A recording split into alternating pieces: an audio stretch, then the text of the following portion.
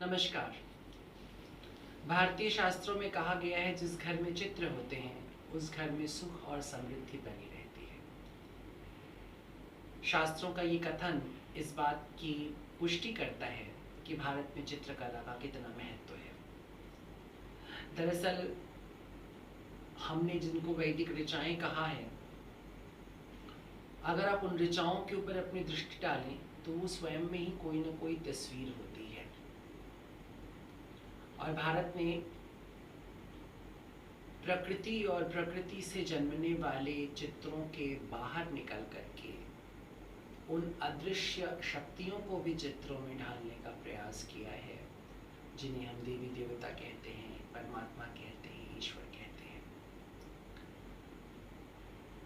मैं याद कर सकता हूँ मेरे बचपन में भारतीय घरों के अंदर दीवारों पर तमाम कैलेंडर और तस्वीरें होती थी और उन सब में कहीं राम की कोई कथा, कहीं कृष्ण की कोई गाथा, कहीं बुद्ध, कहीं मीरा विषपान करती हुए भगवान शंकर, ऐसी तमाम तस्वीरें होती थी, चित्र होते थे।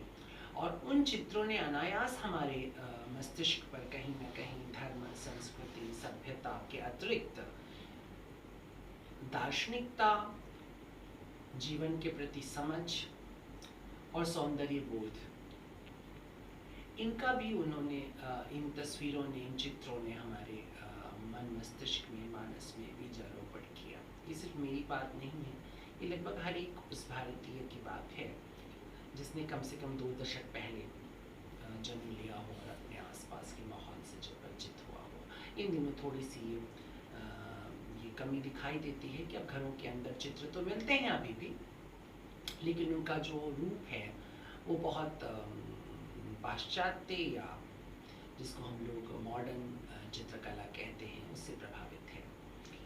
पर चित्रकला मॉडर्न हो या क्लासिक हो, वो विंची की हो, पिकासो की हो, या तो फिर वैन गॉग की हो, या अमृता शेरगिल की हो, या फिर अजंता एलोरा की हो, चित्र चित्र होते हैं। रंगों में अपने जीवन के अनुभवों को चित्रकार व्याख्यात करता है, अभिव्यक्त करता है। चित्र वास्तव में हजारों कविताओं को जन्म देने का सामर्थ्य रखते हैं। कविता मनुष्य की दार्शनिक बुद्धि का सबसे बड़ा प्रमाण और सबसे गहरी अभिव्यक्ति के रूप में जानी जाती है।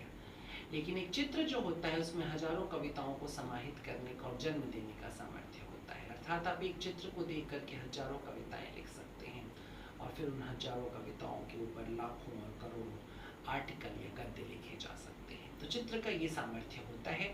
इसीलिए शायद प्राचीन संस्कृतियों में चित्रों के माध्यम से ही संसार और संसार के सत्य को समझाने का प्रयास हमेशा किया जाता रहा है। मुझे बहुत प्रसन्नता है कि वत्सला जी ने एक